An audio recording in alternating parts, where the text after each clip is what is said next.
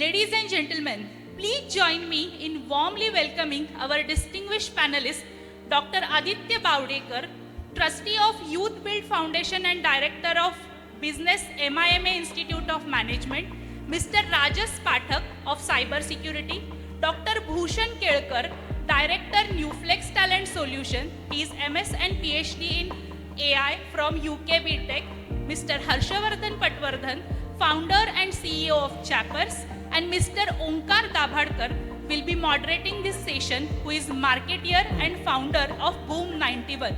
A big round of applause for today's panelists.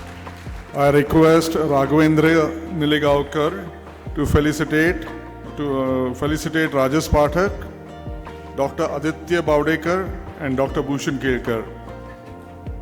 Raghavendra sir, a big round of applause please once more. Come on, let's keep the energy here. Sir, Raghavendra sir, Dr. Aditya Bawdekar.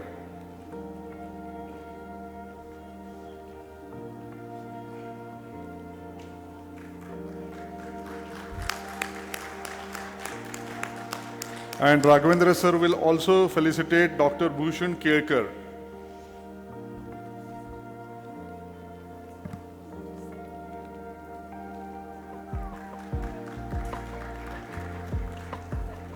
Okay, now we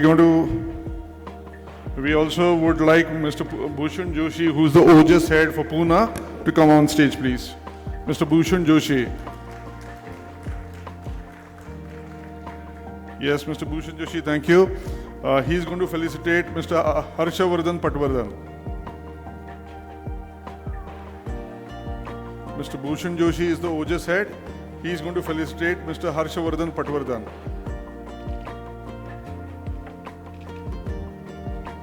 Let the claps keep going, please.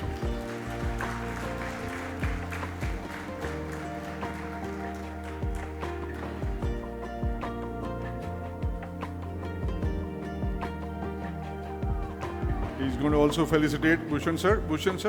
You're also going to felicitate Mr. Onkar Dabhadkar. He's the moderator for today's session. A big applause.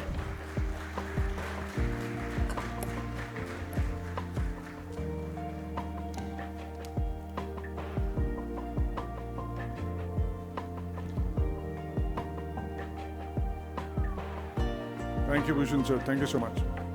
Before moving ahead with the panel discussion, a small announcement. Those who have enrolled for one-to-one conclave, the session is going on in the lawn area. Those who have registered for today's date, those who have given me slot for today's date are requested to communicate at the lawn area. Thank you so much. Over to the panelist.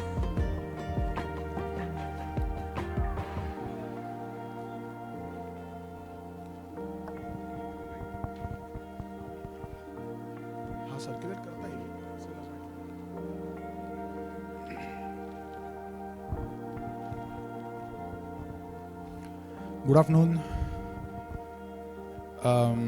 So first of all, BBNG, thank you so much for arranging this and inviting us. चार विद्वान ब्रह्मवृंदांना बोलतं करायला मला बसवलंय, म्हणजे फारच tough task आहे आणि तेही लंच नंतर. So I try to, we all will try to make it as interesting as possible. As the introduction was just shared with you, the topic is to envisage where the world might be in our lifetime. What happens is we keep seeing technological advancements, we keep observing changes in human behavior and as entrepreneurs consumer behavior. तर जर हे बदल होत जात असतील तर as ऑन्टरप्रिन्युअर्स आपण काय ओळखायला हवं, आपण काय शिकायला हवं, समजून घ्यायला हवं, and based on those insights, what decisions can we make and implement them in our businesses? So this is the rough context. So let's begin with Bhushan sir. Sir, so first we'll have opening remarks with from all the dignitaries आणि मग आपण पुढे जाऊया. Sir, please.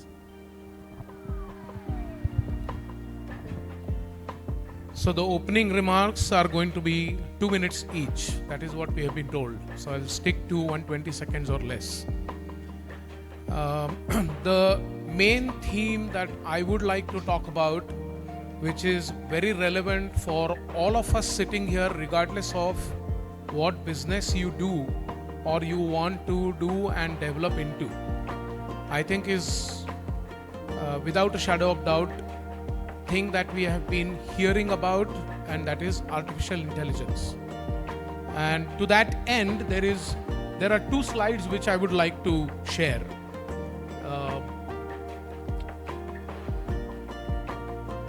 Can you share the two slides which I have already opened?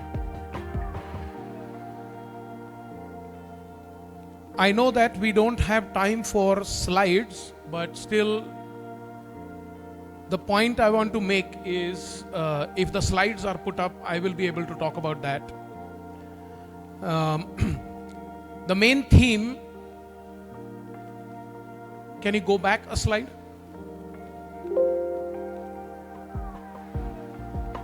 The point I wanted to make, unless the slide comes up, and one slide back. Yeah. No, one slide. Earlier, not this. Go the opposite direction. Go the opposite direction. The slide says, if I am taking a look at you or the photograph, go back the first slide. Yeah. The slide says, if I take a look at your photograph or I take a look at you, I will be able to predict with a reasonable certainty whether you belong to BJP or Congress or Manasseh or NCP. Many of you people are looking at me and this is in disbelief. And what I want to show you is on the next slide. And that is, this is already a research paper that was published 5 years ago. And this was published in the journal Nature. And if you go to the next slide. Yeah, just the next slide. That's it. Yeah. So this is a paper by a person called Michael Kosinski, who has been credited with this type of technology. And the accuracy of this model is 89%. So this is the kind of world that we currently are living in. The advent of artificial intelligence and the impact of it is only going to grow. We are hearing a lot of things about AI, and there are lots of slides which I could be sharing, which I don't intend to, and that is impact of artificial intelligence being in all kinds of human activities. It's not limited only to technology or healthcare or manufacturing. It is applicable to everything from creative fields, arts, commerce, business, finance. All kinds of businesses are going to be impacted very positively by artificial intelligence. So that is the opening remark which I wanted to have, and then we'll keep talking about it later. An eye opener indeed. Yeah. So Aditya, you have any opening remarks? Yeah, thank you so much, sir. आता ही जी तुम्ही slide दाखवलीत, I think पुढच्या आता जे काही येणारे elections आहेत त्याच्यामध्ये त्या बूथवरती हे लावायला सांगितलं पाहिजे, जेणेकरून they can always predict where exactly is the flow going. Couple of changes that have happened. I've highlighted a few points which I have with me. First of all, there's a lot of formalization that has happened in the economy because of GST implementation and because of UPI. India is the country which has accepted UPI payments the quickest. Kenya was the first probably to introduce something called M-Pesa, but M-Pesa did not become very successful. UPI has become largely successful because of the penetration of mobile phones and internet connections. Second most important part is that we have a lot of startups that have started in the country in the last probably 3 years.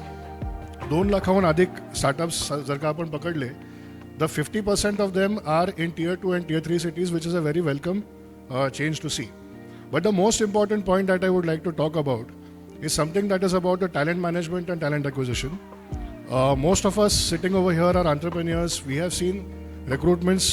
मी स्वतः एक management education institute चालवतो इकडे, and I have seen recruitments for the last 10 years as a management institution and previously 10 years as a recruiter my self.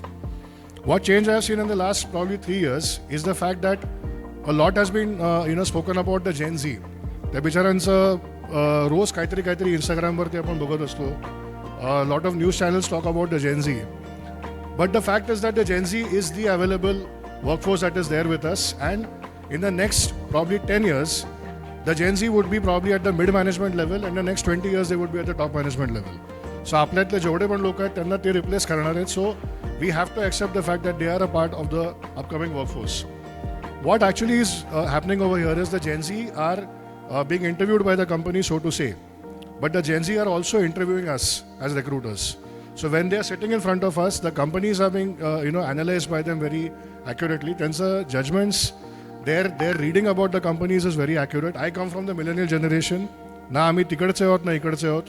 We have seen the advent of computers. We have seen life before the computers also and after the computers also. Internet म्हणत नाही, मी computers म्हणतोय because I remember trying to connect to a dial-up modem, and probably after 1 hour I would forget why I was trying to connect to the modem. But त्याच्यातनं आता we are in a space where we have internet in our hands, and we are no longer calling it the internet, we are calling it data actually. But the Gen Z is a generation which has been born with that, and they are moving ahead with that. They are quite aware. Millennial generation, so to say, is a generation which knows what is not to be done, but the Gen Z is a generation which knows exactly what is to be done and what is not to be done. So they are looking at a couple of aspects. One is transparency in the business. Whatever as recruiters, we are communicating to them in their interviews or their selection processes has to be exactly the fact that is to be delivered to them while they join the jobs. Most importantly, the traditional recruitment pattern, if we have seen, the way we recruit is through group discussions, personal interviews, etc. But the Gen Zs have to be now analyzed, and more than simply acquiring talent, we have to become talent attractors. So companies, businesses have to start studying the fact that how do we attract this kind of talent to come on board with us and to become a part of our systems. The last part that they always look at is the fact that how ethical the company is and how correct the information is passed on to them. So carving out a proper growth plan for them, carving out a proper journey for them in their careers. जर का ह्या गोष्टींवरती workout झालं तर I think the Gen Z can become a productive workforce for us in the future to come. Thank you so much, sir. Harshavardhan, you have any opening remarks? Namaskar. So first of all, thank you so much for inviting me here. I'll quickly give a brief of what we are doing in terms of technology in our two businesses. One is Purple Bus, जे आधी तुम्हाला सगळ्यांना may be Prasanna travels म्हणून माहिती असेल. आणि माझा एक स्वतःचा वेगळा बिझनेस आहे चॅपर्स, जिकडे मी कोल्हापुरी चप्पल आणि Indian footwear as a whole भारताच्या बाहेर पाठवायचा प्रयत्न करतोय. सो पर्पल बसमध्ये आम्ही गेल्या 1 वर्षभरात अशी एक टेक्नॉलॉजी डेव्हलप केली आहे की जिकडे ड्रायव्हरच्या एक्सप्रेशनवरून आम्हाला त्याच्या मनात काय चाललंय किंवा म्हणजे त्याला झोप येते का किंवा जांभई त्यांनी दिली की आम्हाला आमच्या कंट्रोल सेंटरला अलर्ट येतात किंवा त्याचं ब्लिंकिंग फ्रिक्वेन्सी कमी झाली तर आमच्या कंट्रोल सेंटरला लगेच इमिजिएटली अलर्ट्स येतात. सो अशा काही टेक्नॉलॉजीज आम्ही इम्प्लिमेंट केल्या आहेत की ज्या मे बी 2-3 वर्षांपूर्वीपर्यंत आपण विचारही करू शकत नव्हतो. So the world is moving very fast. At the same time चॅपर्सला आम्ही अशी एक टेक्नॉलॉजी डेव्हलप केली आहे की जिकडे तुम्ही आमच्या स्टोअरला एकदा आलात की तुम्हाला एक मोठा स्क्रीन दिसेल, त्यावर एक मोठी कोल्हापुरी चप्पल दिसेल, ती तुम्ही हात लावून त्याला फिरवू शकाल, त्याचं टेक्स्चर बदलू शकाल, त्याची कलर्स बदलू शकाल, त्याची डिझाईन्स बदलू शकाल, त्याच्यावर तुम्ही स्वतःचं नाव एनग्रेव्ह करू शकाल. So which is completely based on virtual reality. So I think the world is moving very fast. टेक्नॉलॉजीचं वर्ल्ड तर in fact moving faster than ever, आणि we need to catch up. आपण त्याची आत्ता तसं म्हटलं तर टेक्नॉलॉजीवर सवारी करतोय आणि आपण त्याच्याबरोबर हल्लं नाही तर we will fall back, not only as businesses but as a nation, as a country going forward. So thank you. Thanks a lot, Ev. Thank you so much. Rajesh, opening remark?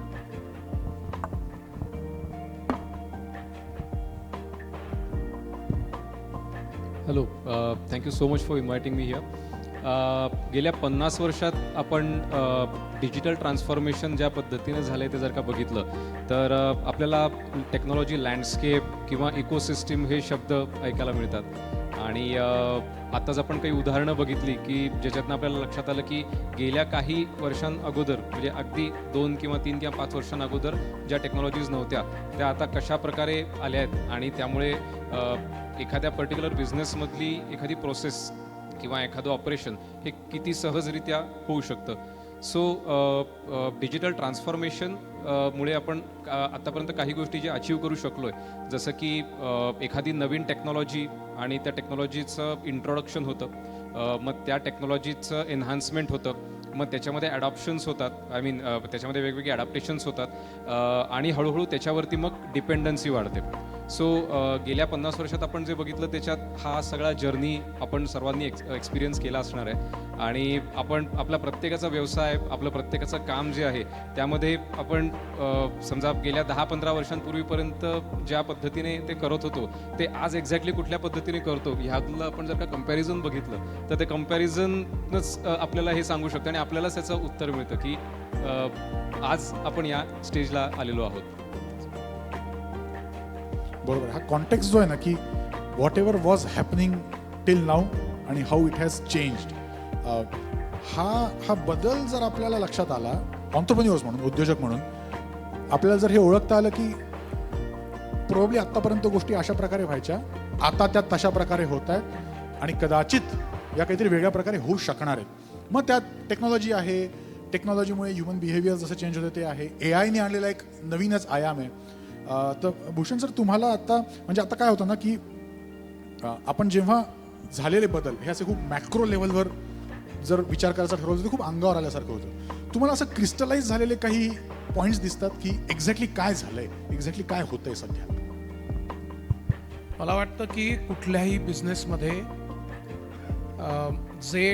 ज्याला आपण म्हणू ट्रान्झॅक्शनल कामं आहेत, repetitive कामं आहेत, ज्याच्यामध्ये एकजिनसी पण आहे, असे जे एलिमेंट्स आहेत ते are or they will become automated आणि त्याच्यामध्ये रोबॉटिक्स, AI वगैरे या सगळ्या गोष्टी येतील. आणि बरेच वेळा मला असं जाणवतं की MSME सेक्टरमध्ये याबद्दल थोडी आयदर अनभिज्ञता असते किंवा त्याच्याबद्दल एक निगेटिव्ह इनर्शिया असतो की हे जे काय चाललंय ते मोठ्या मोठ्या कंपन्यांच्या मध्ये होईल, झालंच तर ते परदेशात होईल, जर्मनीमध्ये होईल, अमेरिकेमध्ये होईल, आपल्याला त्याची काही तोशीच नाही. आत्तापर्यंत जसं चाललं त्याच्यामध्ये थोडंफार टेक्नॉलॉजी इकडे तिकडे होतच असते, तर त्याने कितीसा मोठा फरक पडणार आहे. तर तू जो प्रश्न विचारतोयस त्याच्यामध्ये आम्ही आत्ता छोट्या छोट्या बिझनेसेस बरोबर जे कन्सल्टिंगचं काम करतो त्याच्यामध्ये त्यांना प्रॉडक्टिव्हिटी एन्हान्समेंट कमीत कमी 70% आहे. आणि माझा असा दावा आहे, तुमच्यापैकी सगळ्यांचा बिझनेस मला माहिती नाही आहे, पण माझा असा दावा आहे की तुम्ही जो काही बिझनेस करताय, मग तो फूड प्रॉडक्ट्समध्ये असेल किंवा काही आर्टिफॅक्ट्समध्ये असेल, कपड्यांच्यामध्ये असेल, कुठेही असेल, ह्याच्यामध्ये आर्टिफिशियल इंटेलिजन्स आपण न वापरणं याला मराठीमध्ये आपण स्वतःच्या पायावर धोंडा पाडून घेणे म्हणतो.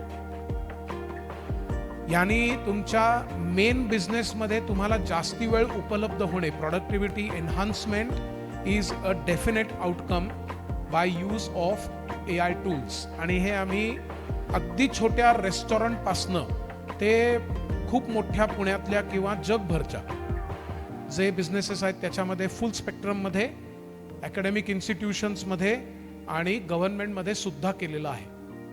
त्यामुळे पॉइंट सोल्युशन जर आपण बघायची झाली तर दे आर अप्लेंटी. आणि सगळ्यात महत्त्वाचा भाग की we keep hearing about technology, we keep hearing about changes that technology does and we keep consoling ourselves की ह्यानी माझ्या ब्रेड अँड बटरवर काही परिणाम होणार नाही, झाला तरी अजून त्याला खूप वेळ आहे आणि थिंग्स कॅन गो ऑन. तर हा जो पार्ट आहे त्याच्यामध्ये जे लोक टेक्नॉलॉजीचं अडॉप्शन करतील आणि ते करणारे लोक वाढत आहेत, त्यांच्याबरोबर जेव्हा तुम्ही कम्पीट करायला जाल त्यावेळेला it is very difficult to sustain. आणि ते तेव्हा जाग येण्यापेक्षा my appeal to you is going to be let's be more strategic than tactical. आणि या बाबतीमध्ये आम्हाला अनेक लोक MSME मधनं अप्रोच होत आहेत आणि ते त्यावेळेला म्हणजे गळ्यापर्यंत आल्यानंतर अप्रोच होण्याच्या आधी जर का आपल्याला करता आलं तर. आणि त्याच्यामध्ये मी म्हटलं तसं छोटे रेस्टॉरंट्स आहेत किंवा कोकणामध्ये काही घरगुती प्रॉडक्ट्स करणारे लोकंसुद्धा आम्हाला त्याच्या बाबतीमध्ये विचारणा करतात. त्याच्यामध्ये आम्ही काही सांगू शकतो. साड्या विकणे किंवा कपडे विकणे किंवा कापड विकणे यापासून ते मोठमोठे ऑपरेशन्स याच्यामध्ये सगळ्या ठिकाणी याचा वापर आहे. आणि तो पुण्या मुंबईमध्ये सुद्धा सीमित राहिलेला नाही. तो गावाकडे पण आहे, खेडेगावात पण आहे. मी म्हटलं तसं कोकणामध्ये लघु उद्योगामध्ये पण आहे. फायनान्सपासून ते क्रिएटिव्ह बिझनेसपर्यंत, मॅन्युफॅक्चरिंगपासून हेल्थकेअरपर्यंत आणि एज्युकेशनपासून ते अशा छोट्या उद्योगापर्यंत सर्व लोकांच्यासाठी. आणि त्यामुळे this is the landscape that we are talking about is this. आणि त्याच्यामध्ये मेन फॅक्टर जो आहे तो म्हणजे मी त्याला 10-80-10 असं रूल म्हणतो. 10% भाग पहिला जो आहे तो आस्किंग द राईट क्वेश्चन्स. 80% जो मोठा भाग आहे तो म्हणजे रोबॉट्स किंवा आर्टिफिशियल इंटेलिजन्स करत राहील. तो म्हणजे ज्याला आपण म्हणू ढोर मेहनत आहे. तर ढोर मेहनत तुम्ही करू नका असं माझं तुम्हाला आग्रहाचं कळकळीचं सांगणं आहे. ते करण्यासाठी टेक्नॉलॉजी आहे आणि त्याची टूल्स जी आहेत ती ॲक्च्युली चकटफू आहेत. त्याच्याबद्दलचंच ट्रेनिंग आम्ही करतो. आणि तुम्हाला नाही आवडलं तर सोडून द्या, as it is not charged. पण आपण प्रयत्नसुद्धा करत नाही आहोत. This inertia I would request you to break, because otherwise this परिवर्तन आपण जी थीम म्हणतोय त्याच्यामध्ये हे बसणार नाही. परिवर्तन would mean adoption of artificial intelligence. आणि उरलेले जे 10% आहेत त्याच्यामध्ये आलेलं जे आउटपुट आहे AI टूल्समधनं त्याच्यावर आपण केलेलं सिंथेसिस. आणि पहिले 10% आणि शेवटचे 10% याच्यामध्ये आपल्याला भरपूर स्कोप आहे. आणि त्याच्यामध्ये जास्ती काम करायला मिळावं म्हणून 80% ज्याला आपण म्हणू घिसाड काम, ढोर मेहनत, रोट मेमरायझेशन किंवा ट्रान्झॅक्शनल वर्क हे आपण देऊया टेक्नॉलॉजीला. हे त्यातलं मूळ सूत्र राहील. हर्षवर्धन, हा जो आता भूषण सरांनी पूर्ण कॅनव्हास सांगितला ना, आपण आता गप्पा मारत होतो आणि आता तुम्ही सुद्धा ओपनिंग रिमार्कमध्ये सांगितलं की this is what you have actually done. म्हणजे पर्पल बसचा ड्रायव्हर जर गाडी चालवतोय तर सेफ्टीच्या दृष्टीने तो झोपाळलाय का हे तुम्हाला त्याच्या वेगवेगळ्या एक्सप्रेशन्सवरून कळावं. किंवा if user is entering your shop तर त्याला ती चप्पल कशी दिसेल, कशी वाटेल हे कळावं. हे तुम्ही इम्प्लिमेंट केलं युजिंग टेक्नॉलॉजी. आता यात AI कंपोनंट किती आहे, टेक्नॉलॉजी किती आहे हा भाग थोडा आपण बाजूला ठेवू. But you have implemented technological solutions. यात होतं काय, आणि मी हे माझ्या ब्रँडिंग मार्केटिंगच्या कॉन्टेक्समध्ये स्पेसिफिकली सांगू शकतो की we keep talking that you should go digital, right. प्रत्येक प्रॉस्पेक्टला, प्रत्येक क्लायंटला मी सांगतो की तुमची वेबसाईट अशी हवी, युजर बिहेवियर असावं, युजर फ्लो असावा वगैरे वगैरे वगैरे. पण ते पटणं आणि इम्प्लिमेंट करणं हे शेवटी कशावर येतं, एक तर खर्चावर, ते आपण नंतर बोलू. पण आधी असतं स्ट्रॅटेजिक अंडरस्टँडिंग येणं की हां मला की नाही हे A+B केलं की हे C होणार आहे. तर for all small and medium enterprises हे समजून येणं की माझ्या बिझनेसच्या स्ट्रक्चरमध्ये मला हा AI किंवा हा टेक्नॉलॉजीचा जादूचा दिवा इथे फिट करता येणार आहे, हे ओळखावं कसं. Do you have any model for that? So पहिले म्हणजे like Bhushan sir rightly said की जे ट्रान्झॅक्शनल गोष्टी आहेत दोज आर द ऑब्वियस. म्हणजे की फॉर एक्झाम्पल आता आमच्या इंडस्ट्रीमध्ये बघितलं तर आम्हाला रोज तिकिटांची प्राइसेस ठरवावी लागतात. आता आमचे आधी एक टीम बसलेली असायची की रोज सगळ्या कॉम्प्युटर्सचा डेटा बघून व्यवस्थित प्राईस करायची. मग ह्या सीटचं महाग, ह्या सीटचं स्वस्त, पुढची सीट महाग, मागची सीट स्वस्त, असं सगळं अल्गोरिदम आमचं ते मॅन्युअली एक्सेलवर आम्ही सगळं बिल्ड केलेलं होतं. आता काय झालं, आता आम्ही ते एक AI इंजिन बांधलं आहे फक्त. त्याच्यात काहीही करायला लागत नाही आपल्याला. ते रोजच्या रोज रेडबसवर स्वतःहून पूर्ण ॲनालिसिस करतं कुठला कॉम्प्युटर कितीला प्राईस विकतोय, कुठले कुठले रूट्स आज चालू आहेत आज नाही आहेत, त्याचं प्राइसिंग करायचं आहे त्याचं प्राइसिंग नाही करायचं आहे. Automatically we get a set of prices.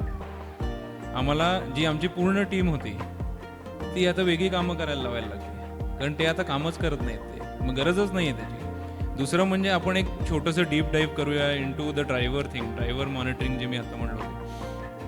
त्याच्यात राईट फ्रॉम ब्लिंक तो किती वेळा करतोय टू जांभळी टू फॉर एक्झाम्पल रात्री एक पॅसेंजर आज चढला तर त्याचं फेशियल रेकग्निशन करून हा दुपारी चढलेला पॅसेंजर नाही आहे, सो हा वेगळा पॅसेंजर आहे, मग याचं तिकीट काढलं आहे का ड्रायव्हरने, इथपर्यंत सगळे रिपोर्ट्स निघतात. आणि at the end of the month प्रत्येक ड्रायव्हरचा एक ऑटोमेटेड रिपोर्ट कार्ड पैदा होता आमच्यासमोर की ह्यानी या महिन्यात एवढ्या जांभया दिल्या, एवढ्या वेळेला झोप आलेली असं दिसलं. मग त्याच्यावर आम्ही काम करून त्याला ट्रेन करतो. सो हे आता ह्याच्यात तुम्ही म्हणलात की कॉस्ट, आता कॉस्ट इज ऑलवेज डिबेटेबल की is it worth it, is it not worth it. पण कुठेतरी ह्या गोष्टी आमच्या व्हिजनशी अलाईन होतात. म्हणजे not everything is about cost. व्हिजनशी अलाईन का होतात, तर आम्हाला नुसतं point A to point B कस्टमरला पोचवणं आमची रिस्पॉन्सिबिलिटी नसून ते कम्फर्टेबली आणि सेफली पोचवणं ही आमची रिस्पॉन्सिबिलिटी आहे. सो तिथे कॉस्टला आम्ही जरा कमी इम्पॉर्टन्स देतो. ॲट द सेम टाईम आता हे जेव्हा सगळ्या लोकांना कळेल की ही कंपनी हे सगळं करते आपल्या सेफ्टीसाठी, सो कस्टमर वाढतील का कमी होतील. So it is again indirectly तो बेनिफिट होणार आहे. पण इट इज नॉट की आपण हे इनोव्हेशन केल्यावर आपल्याला त्याचे एवढे रिटर्न्स मिळतील directly. So it is not always just the transactional things that can हे. पण कुठेतरी मी तुम्हाला विचार करायला लागतो ॲज अ ब्रँड की तुम्हाला हे इनोव्हेशन आत्ता गरजेचं आहे, थोड्या वर्षांनी गरजेचं आहे. पण the sooner you start is better. नाही म्हणजे परत तेच आमचं ब्रँडिंगवाल्यांचं दुःख हे की तुम्ही करायला पाहिजे असं आम्हाला वाटतं, पण ते पटत नाही. हां कधी आणि नाही म्हणजे परत एकदा काय होतं ना, छोट्या बिझनेसेसला आपले जे काही 5, 10, 15, 20 लाख आपल्याकडे आहेत ते आपल्याला कसे मॅनेज करायचे, एम्प्लॉईजच्या सॅलरीज द्यायच्या आहेत, सगळंच ते गणित बसवायचं आहे ना. मग त्यात म्हणून हे ॲडॅप्टेशन येताना एक तर ते कॉस्ट इफेक्टिव्ह असणं आणि 2 मला त्याचा कॉस्ट बेनिफिट ॲनालिसिस लक्षात येणं पटकन आणि तो पटकन दिसणं. तर do you see this happening in technology जी आता ॲडॅप्ट केली जाते, ज्यात माझं ॲक्च्युली काम सोपं होतं हे पण कळतंय आणि लोकांचा कॉस्ट बेनिफिट ॲनालिसिस त्यात दिसतोय. मी थोडंसं ह्या प्रश्नाचं किंवा ह्या विषयाचं उत्तर किंवा थोडंसं अशा प्रकारे एम्फसाइज करायचा प्रयत्न करतो की ह्याच्यामध्ये इन्फॉर्मेशन सिक्युरिटी किंवा रिस्कचा कशा प्रकारे रोल असू शकतो.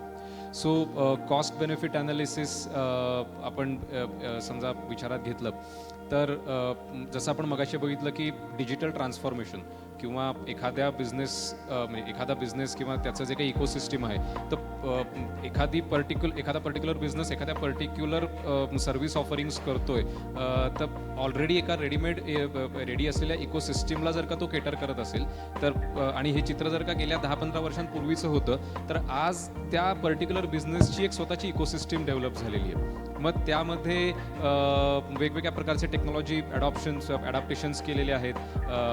वेगवेगळ्या बिझनेस प्रोसेसेस एक्झिक्यूट होण्यासाठी टेक्नॉलॉजीचा वापर केला गेलेला आहे. तर गेल्या काही काळामध्ये असं जाणवलं की टेक्नॉलॉजी आली म्हणजे त्याच्यासोबत काही प्रकारचे धोके, काही प्रकारच्या रिस्क्स आल्या आणि त्या risks will definitely come for a cost. So असं झालं आहे की पूर्वी थोडासा किंवा आता सुद्धा सध्या बघायला मिळतो की एक रिॲक्टिव्ह अप्रोच आहे. एखादी पर्टिक्युलर बिझनेस प्रोसेस एन्हान्स करण्यासाठी टेक्नॉलॉजी एन्हान्स करायची, टेक्नॉलॉजी ॲडॉप्ट करायची आणि मग त्याच्याबदल्या रिस्क किंवा त्याच्यातल्या काही जर का थ्रेटनिंग गोष्टी असतील तर त्याचा विचार करायचा, असं थोडंसं चित्र दिसतंय. एक एक्झाम्पल, आता काही म्हणजे साधारण गेल्या 3-4 वर्षांपासून असा एक ट्रेंड सुरू आहे की व्हिजिटिंग कार्ड्सवरती QR कोड दिलेले असतात लोकांचे. याचं कारण तो स्कॅन केला की त्यांचे सोशल्स लगेच आपल्याला दिसतात, आपण त्याला बघू शकतो. पण त्या QR कोडमध्ये जर का दुसरं काही लपवून ठेवलं असेल की जे ओपन केल्यानंतर काहीतरी मालिशियस होईल किंवा काहीतरी थ्रेटनिंग सिच्युएशन क्रिएट होईल. तर असं एका हॉटेलच्या बाबतीत झालं होतं. साधारण पहिला लॉकडाऊनचं अनलॉक झाल्यानंतर बऱ्यापैकी टचलेस काम चालायचं. तर तिथे मेनू कार्ड जी होती ती QR कोड स्कॅन करून बघा अशा प्रकारे हॉटेलचं म्हणणं असायचं.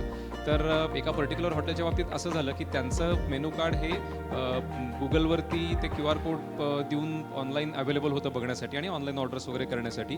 कोणीतरी त्या QR कोडशी अशा प्रकारे खेळ केला की ते स्कॅन केल्यानंतर एक पॉर्न साईट ओपन झाली, which was a actual disaster for that hotel. त्यांची गुडविल, त्याच्यातनं पुढे काय झालं असेल काय नाही हे आपण समजू शकतो की त्यांना किती ह्याचा त्रास झाला असेल. सो डेफिनेटली टेक्नॉलॉजी आली की त्याच्याबरोबर एक कॉस्ट आली आणि त्याच्यातल्या रिस्क आल्या म्हटल्यानंतर त्याच्याबद्दल थॉट प्रोसेस पण आली आणि अजून काही प्रमाणात कॉस्ट आली. त्यामुळे करायला तर हवं आहे, अवघड पण आहे, रिस्क पण आहे, असं आहे ना. हर्षवर्धन थोडं ना आपण म्हणजे so I am also running a medium size business. तर म्हणजे एक हे जे चॅलेंज आहे अबाउट सो जसा टाईम हॉरायझन चेंज होत जातो तसं टेक्नॉलॉजी चेंज होते, जग चेंज होतं, हे तर राहायचे. पण human behaviour and therefore our prospective employees यांचं बिहेवियर चेंज होतं. यू व्हेरी राईटली सेड की आताची जेनझी ही म्हणजे मी त्याचा इंटरव्ह्यू घेतो की तो माझा घेतोय असं होतं बरेचदा. म्हणजे मला एका कुटुंबाची जबाबदारी आहे, म्हणजे पराकोटीची जबाबदारी आहे, म्हणजे this guy has to get a job. अशा मुलाला मी फक्त प्रोजेक्ट देऊन म्हणालो की तू 2 दिवसाचा प्रोजेक्ट करून दाखव आणि आम्हाला आवडला तर मी रिक्रूट करू. त्यांनी 2 दिवसांनी आम्हाला रात्री असं PDF वर एक मोठं पत्र लिहून पाठवलं की मला तुमच्याकडे क्रिएटिव्ह फ्रीडम मिळणार नाही म्हणून मला तुमचा जॉब नकोय. म्हणजे भाई तुला फॅमिलीला पगार वगैरे म्हणजे काही असं तर ह्या लोकांबरोबर काम करायचं आम्हाला.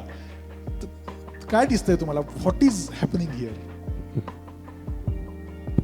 या लोकांबरोबर फक्त आत्ता काम करायचं नाही. मी मगाशी जसं म्हणलो की कदाचित पुढच्या 10 वर्षांनंतर यांच्या अंडरही काम करावं लागेल आपल्याला. म्हणजे आत्ता यांना हायर करणं ठीक आहे, तिथेच आपल्याला एवढा त्रास होतोय. उद्या यांच्या अंडर काम करायला समजा करावं लागलं तर काय आपली हालत होईल आपल्याला माहीत नाही.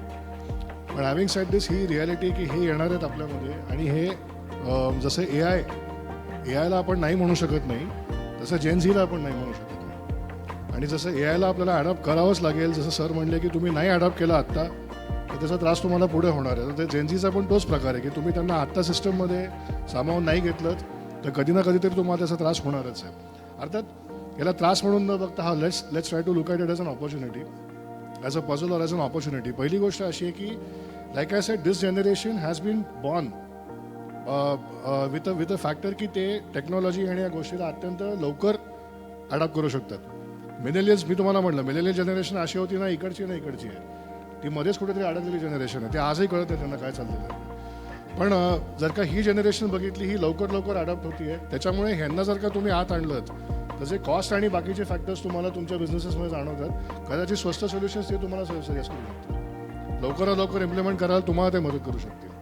आता हे का गरजेचं आहे, कारण ह्यांनी आत्ता त्यांना इम्प्लिमेंट करायला मदत केली तर 10 वर्षानंतर जेव्हा ते डिसिजन मेकिंग प्रोसेसमध्ये असतील तोपर्यंत तुमची कंपनी पण ऑलरेडी ट्यून झालेली असेल, त्या पेसला ती ऑलरेडी मॅच झालेली असेल. ते नसेल झालं तर 2 गोष्टी होणार की एक तर ॲज एम्प्लॉई ते तुमच्याकडे आलेले नाही आहेत, सेकंडली टेक्नॉलॉजी पण आलेली नाही. 10 वर्षानंतर युअर बिझनेस बिकम्स आउटडेटेड. तो बिझनेस रेलेव्हंट राहत नाही. कारण सस्टेनेबल ठेवायचा असेल तर तो रेलेव्हंट राहायला पाहिजे, तो काळाप्रमाणे चालला पाहिजे. सस्टेनेबिलिटीचा अर्थ किमान 10 वर्ष होरायझन. आपण कुठल्याही याच्यामध्ये तुम्ही बघा, किमान 10 वर्षाचं होरायझन आपण बघतोच. तर प्रत्येक दशकामध्ये आपण ह्या गोष्टी बदलत चाललो. मी तुम्हाला एक छोटं उदाहरण देतो की 2000 साल जेव्हा आलं, म्हणजे 31 डिसेंबर 1999, प्रत्येक जण जो आहे तो त्यावेळेला अवॉर्ड फंक्शन्स न बघता तो बातम्या बघत होता आणि वाट बघत होता विमानं खाली कधी पडतात. का तर त्यावेळेला Y2K नावाचा तो एक दंतकथा आपल्याकडे आलेली होती. पण त्यातनं आपण पुढे आलेलो आहे. आता जर का या जनजीला आपण Y2K बद्दल सांगितलं तर मूर्खात काढतात आपल्याला, because they already know that what is real and what is not real. कुठली गोष्ट खरी आहे कुठली नाही आहे याची अडॅप्टेबिलिटी ते लवकर करू शकतात. त्याच्यामध्ये रिस्क फॅक्टर्स त्यांनी म्हणलं त्याप्रमाणे आहेत की अडॅप्टेबल होत असताना ते त्याच्यात काही रिस्क फॅक्टर्स वगैरे गोष्टी बघाव्या लागतात. But they are a very aware generation आणि त्यांना आत्ताच तुम्ही जर का तुमच्यामध्ये सामावून घेतलं तर technology as well as adapting to the workforce becomes very easy. कारण जगात बघा तुम्ही आज कुठल्या पण देशात तुम्ही जर का बघितलं तर शेवटी भारतीय लोकच तिथे जातात ना. तिथे जाण्यापेक्षा त्यांना इथे तुम्ही संधी द्या. If they are growing here, ते आपल्या सगळ्याच ह्याच्यामध्ये they will be asset. Super. मला वाटते म्हणजे या सर्व उत्तरांची एक कॉमन थीम अशी आहे की म्हणजे ह्या सगळ्या प्रकाराला आपण जेनझी बिझनेस असं जर म्हणायला लागलो, मग हे जेनझी बिझनेस टेक्नॉलॉजी अडॅप्टिव्ह आहेत, ते AI अडॉप्ट करतायत, ते त्यांचा पूर्ण वर्कफोर्स असा डिझाईन करतायत जो येणाऱ्या काळात सस्टेनेबल असेल. तर वेळ कमी आहे त्यामुळे आपण आता क्लोजिंग रिमार्क्सच्या फॉर्मॅटमध्ये तुम्ही सर्वांनी प्लीज सांगा की सो आपण बघितलं की आतापर्यंत काय होत आलंय किंवा आता काय होतंय. Where do you see things going from here onwards आणि आम्ही काय करावं so that we are sustainable. Okay, वेळ कमी आहे म्हणून मुख्य म्हणजे मी म्हटलं तसं 10, 80 आणि 10 या मॉडेलमध्ये जर आपण बघितलं तर योग्य प्रश्न विचारता येणे आणि आपापल्या फील्ड किंवा देशाच्या कॉन्टेक्स्टमध्ये विचारता येणे हे खूप महत्त्वाचं राहील. बरेच वेळेला आपण ChatGPT किंवा हे सगळं वापरतो, पण ते ऑलमोस्ट गुगलसारखं वापरतो. तर योग्य प्रश्न विचारता येणे हे बुद्धिमत्तेचं व्यवच्छेदित निदर्शक म्हणून सांगितलं गेलं आहे. आणि योग्य प्रश्न विचारता येणे म्हणजे तुम्ही इंटेलिजंट आहात. उत्तर योग्य देणे हे एनिवे आता ChatGPT करतो. तर आपण त्या प्रकारचं शिक्षण घेणं आणि घेत राहणं regardless of what you are doing आणि कुठल्या फील्डमध्ये तुम्ही आहात ते. देश किंवा म्हणजे व्यक्तिसापेक्ष याच्यामध्ये आपण समजा मगाचं पण जे उदाहरण बघितलं की मी तुमचा चेहरा पाहून किंवा फोटो पाहून सांगू शकतो की तुम्ही कुठल्या पक्षाचे आहात आणि ते 89% ॲक्युरेट सांगू शकतो. आणि हे सायंटिफिक आहे. 5 वर्ष जुनी टेक्नॉलॉजी मी तुम्हाला सांगितली. पण एक विनोदाच्या अंगाने जर बघितलं तर समजा AIने सांगितलं की तुम्ही शिवसेनेचे आहात, तरी सुद्धा महाराष्ट्राचा इंटेलिजन्स त्याच्या एक स्टेप पुढे आहे. AI हे सांगू शकणार नाही की तुम्ही शिंदे गटाचे का उबाटाचे. हे जाऊ दे, भारताचा इंटेलिजन्स त्याच्या अजून पुढे आहे. तुम्ही स्वतःचा आधार कार्ड काढून बघा, तुम्हालाच सांगता येणार नाही हे कोण आहे त्याच्यावरचा फोटो पाहून. त्यामुळे कालसापेक्ष, देशसापेक्ष आणि तुमचा बिझनेस सापेक्ष असं आपल्याला काहीतरी कॉमन थीम काढायला लागेल. आणि ती कॉमन थीम जी आहे ती म्हणजे being adaptable and ready for change. आणि त्याच्यामध्ये AI टूल्स गुगलच्या किंवा गुगलसारखं ChatGPTच्या पलीकडे जाऊन करावं असं मला क्लोजिंग रिमार्कमध्ये सांगायला आवडतं. मला वाटतं the only option we have is change आता करंटली. म्हणजे even in both our organisations आम्ही जर का काही सांगत असू तर एवढंच सांगतो की तुम्ही जेवढे बदलाल तेवढे तुम्ही या ऑर्गनायझेशनमध्ये पुढे जाल आणि जेवढे नाही बदलणार तेवढे इधर बाहेर जाल नाही तर खाली राहाल. So I think that is the only thing that I want say as a closing remark.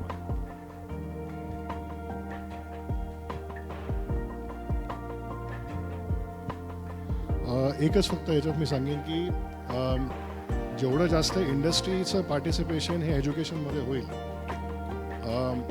आपल्याकडे एवढे तर समोर एवढे लोक बसलेले आहेत, जर का ह्याच्यात आता सगळ्यांनाच शक्य होईल की नाही माहीत नाही, जसं जसं वेळ त्यांना मिळेल त्याप्रमाणे त्यांनी प्रयत्न करावा. पण जेवढं तुम्ही एज्युकेशनमध्ये आमच्याबरोबर कोलॅबोरेटिव्ह पद्धतीने तुम्ही पार्टिसिपेट कराल, तुमचं इंटरॅक्शन ह्या लोकांबरोबर, ह्या स्टुडंट्सबरोबर डे 1पासून सुरू होतं. तुम्हाला ह्यांच्या अपेक्षा कळतात आणि ह्यांना तुमची पण ओळख होते. तर तो जो सुरुवातीचा पॉईंट असतो जिकडे ही लोक सोडून जातात, याचं मेन कारण म्हणजे की त्यांना जसं तुम्ही म्हणतात की वर्क कल्चर पटत नाही किंवा तुम्ही जर मगाशी आत्ता उदाहरण दिलं तर ही पाळी कदाचित येणार नाही किंवा ते कमी होईल, प्रमाण कमी होईल. So the more we have a participation from the industry, partnering with us in academics, नुसतं म्हणजे करिक्युलम डेव्हलपमेंट इथपर्यंत नसून ते त्या मुलांशी इंटरॅक्ट करणं किंवा त्यांना लाईव्ह प्रोजेक्ट्स देणं, त्यांना स्वतःबरोबर मे बी त्या 2 वर्षाच्या करिक्युलममध्ये किंवा 3 वर्ष जो काही कुठला करिक्युलम असेल तो, त्यात त्यांना किमान एक महिन्याभराचा काही प्रोजेक्टवरती त्यांच्याबरोबर त्यांना काम करायला देणं. आता तर आपल्याकडे सगळं रिमोट वर्किंगमुळे अवेलेबल आहे, त्यासाठी तुम्हाला ऑफिसमध्ये जायची गरज नाही आहे. पण हे करता आलं तर त्यांचे एक्सपेक्टेशन्स जे सुरुवातीपासून थोडे वर असतात ते हवेतले एक्सपेक्टेशन्स ग्राउंडही होतील, त्यांना इंडस्ट्रीबद्दलची एक तोंड ओळख होईल आणि the industry will also come to know about what expectations they have, so that their HR policies, because we have move from human resource to human capital. आता ह्युमन कॅपिटलच्या पुढे जायचं असेल तर ह्यांच्याबद्दलची थोडीशी अजून एम्प्लॉई फ्रेंडली आपल्याला जर का ते करता आलं तर त्यांचे इनपुट्स घेऊन आणि त्यांच्या पद्धतीने आपल्याला we can design the policies and they can certainly become an asset for अस.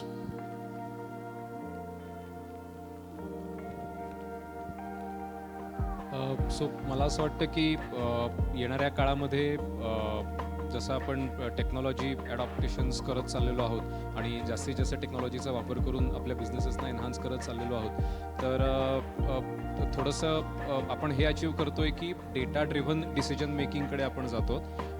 त्यामुळे माझा बिझनेस हा कुठल्याही प्रकारच्या रिस्कला कशा प्रकारे ॲनलाईज करतो आणि कशा प्रकारे ती रिस्क मिनिमाइज करायचा प्रयत्न करतो आहे. त्याप्रमाणे गव्हर्नन्स, रिस्क अँड कम्प्लायन्स ह्या दृष्टिकोनातनं फ्युचरिस्टिक ॲप्रोच घेतला पाहिजे किंवा ठेवला पाहिजे.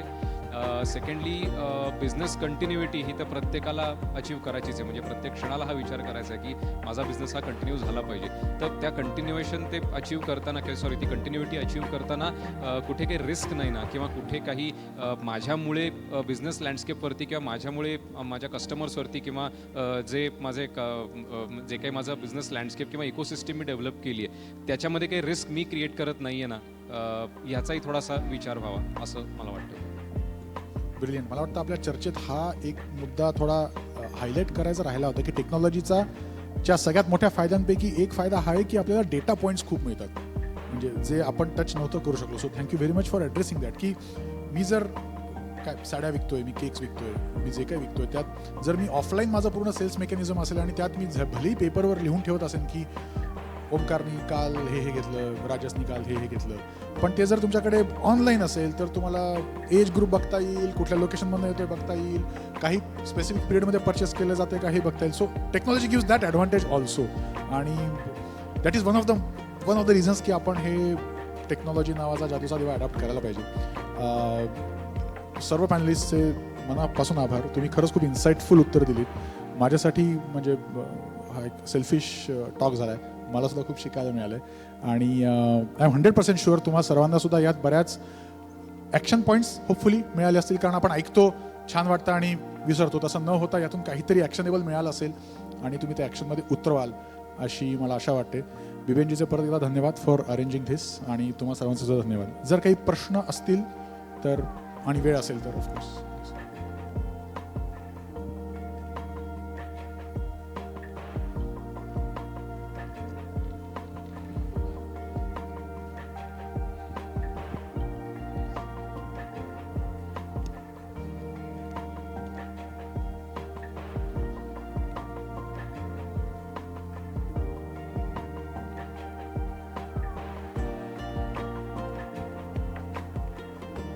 प्रश्न असा आहे की आपण ॲडॅप्टेबिलिटी वगैरे म्हणतोय, पण रिअल आणि फेक किंवा व्हर्च्युअल यातल्या लाईन्सच ब्लर होत असताना अर्थ काय या सगळ्याला, असं काहीतरी, right sir? I think you are.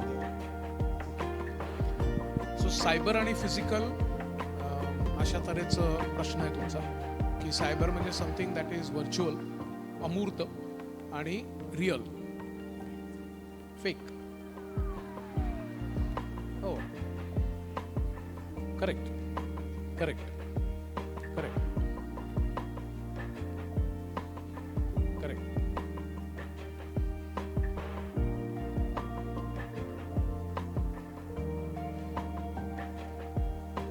So what can we do, याचे दोन मार्ग असू शकतात. एक असू शकतो तो गव्हर्नन्समधनं असू शकतो, आणि त्याच्याबद्दल युरोपमध्ये लॉज आहेत. AI एथिक्स कमिटी आहे, ती गेली 7 वर्ष काम करते आहे.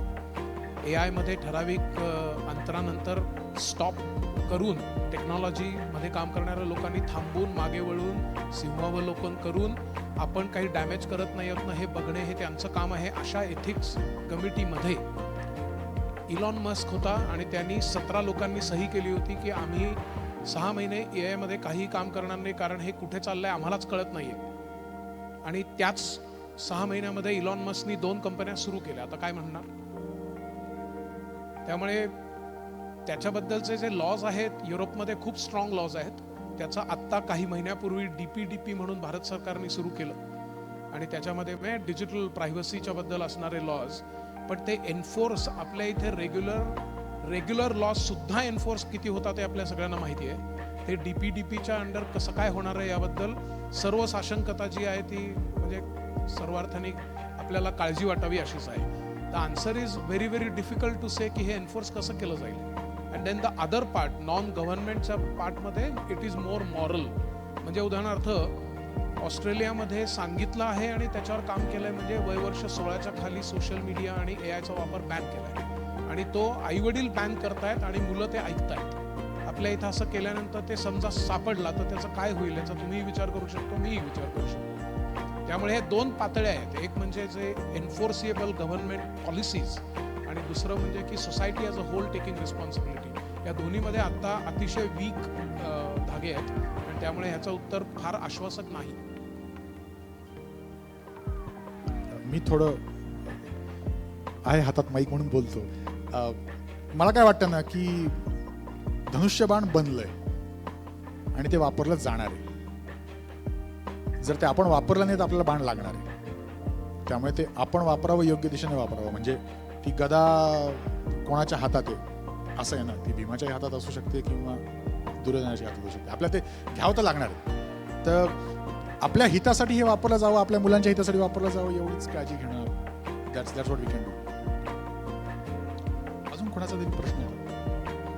Just a comment कि there is always a fear in people like my generation कि that there will be redundant manpower because of AI.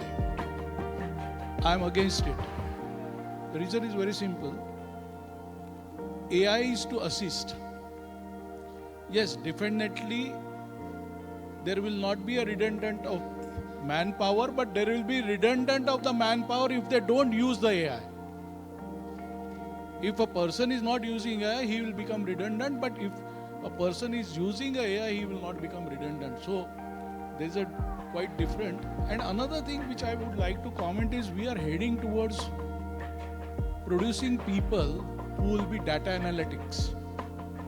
Whether you are a businessman, whether I am a doctor, मी आता medical विसरून जाऊन data ॲनालिटिक्सच्या अभ्यासाकडे वळावं लागणार आहे.